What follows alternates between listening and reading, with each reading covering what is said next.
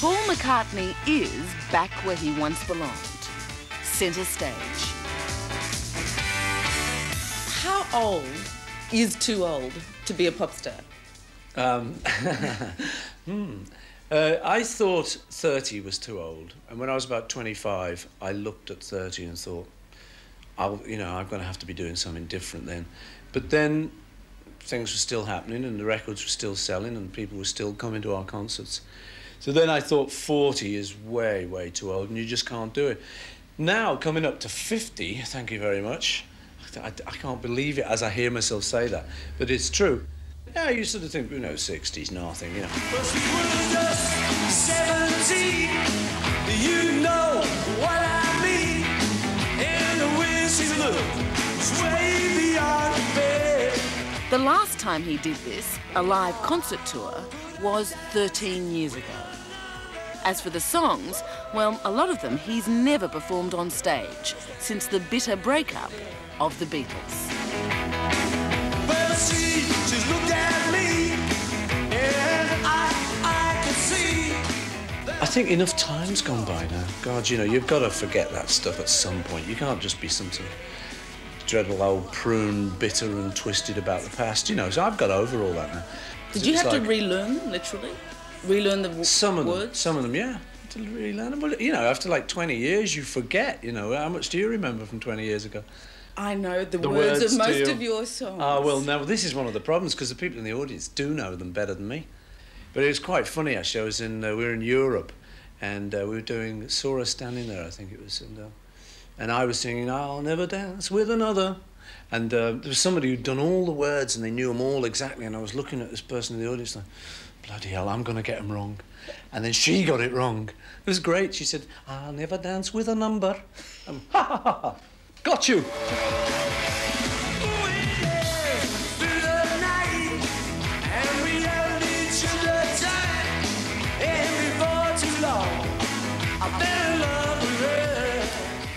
These days, they sing along. But back then, way, way back when the song was first a hit, they simply screamed. Who could forget going to Australia? What do you remember of it? Went around on a trailer going, hello, Australia, hello, Australia. Well, if they are in that rear car, it would be madness to come out. They'll have to evolve some other plan of getting them into the hotel. It was amazing. I think the only scary thing for us was being so far away from home. It was as far as you can get from England, When you're a kid, you're always taught that if you dig down, you get to Australia. Americans are told you get to China. Well, we get to Australia, you see. So it was a bit kind of, wow, you're an awful long way from home. But we loved it. The thing I find amazing is that when you were performing as the Beatles, you were only doing 40-minute sets. 20 on a good night. Really? Yeah, man. If we were annoyed, it was 20. Oh, yes, she loves you. Want to hold you? Good night. Thank you. And we were off. No, it was about half an hour, our regular thing. And what about the technology? What about the... Well, it wasn't. It just didn't exist,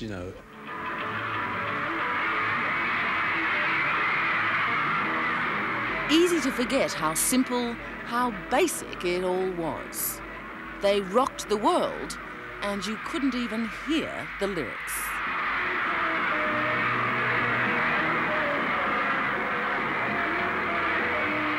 We have a good friend of ours, Neil Aspinall, who was our van driver. And Neil used to be in the screaming, what I call the seagulls. That room full of seagulls. That noise, we used to... Hey! Neil used to be at the side of the stage in the old days, shouting to the one guy who was the cinema follow spot operator, trying to shout over all those seagulls, going, Pink Spot and John, and he could never get heard. Now it's sort of headphones, computers, lasers. Absolutely. Completely different world now. Oh. But Make better music? No. Sergeant Pepper's Lonely Hearts Club Band. We hope you have enjoyed the show. Though the hardware is more sophisticated these days, it's still a pretty straight act. He plays, he sings, and that's just about it.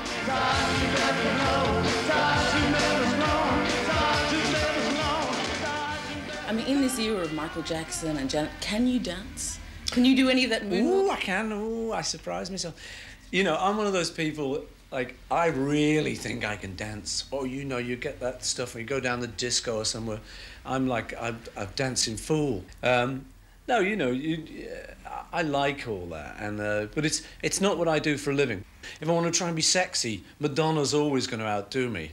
For some members of the audience. For some members of the audience, but you know what I mean? That's not what I do. I'm not that kind of guy. I'm not overtly sexy, or am I? Are you too respectable? I just don't think. No, it's nothing to do with that. No. I'm a bit of a one in private, you know. But it's more a private thing for me, sex. You know, I've not been a great orgy man in my life. It was always, let's go in this room, love. It was never kind of, hey, you know, rip it off. I'm a bit more private with that kind of thing. But this is a bit rich for the man who said he went into the Beatles so that you wouldn't have to get a job and so you could pull all the birds. Pull all the birds. Well, that is quite true, but in private, you see. We just... The courtship was in public on stage. Well, the consummation was private. It was, yes, I know. No, I mean, obviously, that's different. I was a gay bachelor. I didn't have 4 kids and a wife who would kill me if, should I dare consider anything like that. The rolling pin had come out. What? You used to say, live, live, live. She, as you might have gathered, is Linda McCartney. She earned the envy and the enmity of millions of teenage girls when she married Paul in 1969. The cute Beatle was caught, and not before time.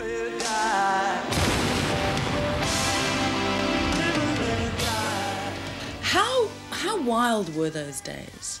I mean, pretty wild. How wild? How wild? On a scale of 1 to 10, about 11. It was the beginning of the sexual revolution, whatever they call it. Girls suddenly were all on the pill. So it was quite a time. And you thought this was a good idea? Well, me and 500,000 other fellas did, more than 500,000. So it was like as if Moses opened up all the water and sort of said, go on, lads, have a good time. So many of the 60s stars didn't make it. I mean, the shooting star syndrome, and they got engulfed by booze and drugs and stuff. How close were you guys? Pretty close. Yeah, in the 60s there was a lot of excess with drugs particularly and booze. I think at the beginning of it, it was all quite harmless. It was all what they now kind of call social drugs. You know, it wasn't too bad. Sort of glass of wine and a bit of pot, and it didn't drive anyone totally crazy. And the worst ever happened to you is it happened most of the time you fell asleep. You know, you never went out and murdered anyone or anything. You know, it was all fairly harmless. But as is the nature of drugs, it escalates. And at one point there was a very good friend of mine who was into heroin, and he said, here, have a little sniff of this. I said, what is it? He said, it's heroin. And I say, you know, God knows how I did it, but I actually did have that one sniff, and it could have hooked me for life, that. But somehow my guardian angel just said, you don't like this. So this story I heard that, you know, Linda saved you from heroin, this is a little bit of an exaggeration. Yeah, that's probably... She saved me from general overall excess, which was pretty much total sort of party and work. I mean, I remember once with the Beatles, we were going into work on a Sunday, and we worked all through the night on the Saturday. We'd grab 2 hours sleep, and we were going back into work. I remember going in on the taxi and seeing a bloke watering his chrysanthemums. Morning. And I thought, who's got it right? Me with all the fame and everything and the money, or him watering his chrysanthemums on a Sunday, you know? And I suddenly thought, he's the one with the leisure. I'm fooling myself. Together, Paul McCartney and John Lennon wrote some of the world's most enduring hits. Songs which became milestones.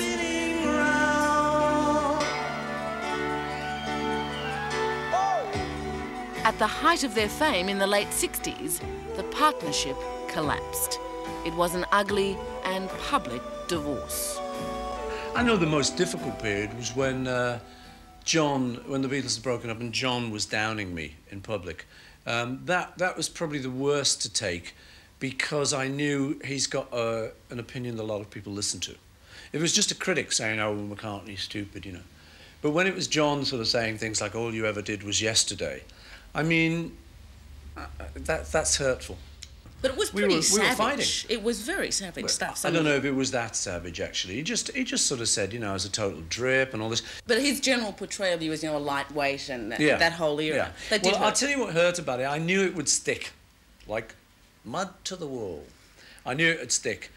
It's a public hurt. Actually, in private, I made my peace with him before he died. When I find myself in times of trouble, Mother Mary comes to me, speaking words of wisdom, let it be.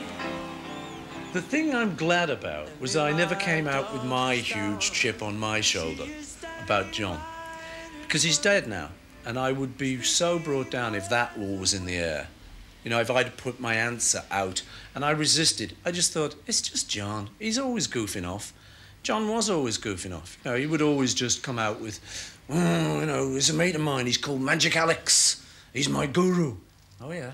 And, you know, you had to take John with a pinch of salt. Could someone like you, a living, doing lighter songs, ever compete with, I mean, the martyred genius? It's a pretty tall order. Well, I don't want to. I will not live forever, contrary to rumour.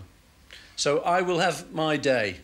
You can be a martyred genius. No, I'll have my day. When I die, I think there will be a number of programmes saying, he wasn't bad, you know. That will be the Australian version. Sorry about that. Hey Jude, don't let me down. He's one of the richest men in Britain, with one of the most famous faces in the world. But this is what he'll be remembered for. The songs of a lifetime. Then you can start to make it better. I know what I've done. Already, I've done a lot. I know that you see, I tell you, it's very difficult to answer this question without suddenly looking like the biggest-headed guy in the world. But I know, looking at the 20th century, that I must be considered amongst the artists of the 20th century.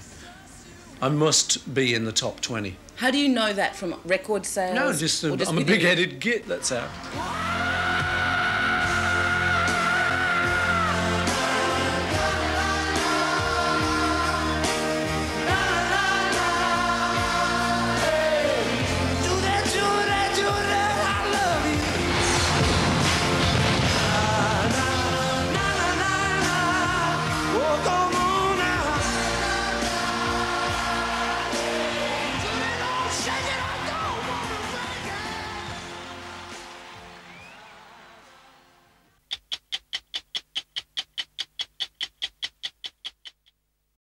Hello, I'm Sarah Arbo. Thanks for watching. To keep up with the latest from 60 Minutes Australia, make sure you subscribe to our channel. You can also download the 9Now app for full episodes and other exclusive 60 Minutes content.